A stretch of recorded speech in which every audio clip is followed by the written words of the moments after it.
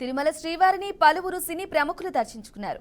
ఉదయం వీఐపీ విరామ సమయంలో సినీ సంగీత దర్శకుడు విద్యాసాగర్, నటుడు గణేష్ వెంకటరామన్లు వేరువేరుగా స్వామివారి సేవలో పాల్గొని మొక్కులు చెల్లించుకున్నారు. దర్శన అనంతరం రంగనాయకుల మండపంలో వేద పండితులు వేదాశీర్వచనం అందించగా ఆలయ అధికారులు పట్టు వస్త్రంతో సత్కరించి శ్రీవారి తీర్థ ప్రసాదాలు అందజేశారు.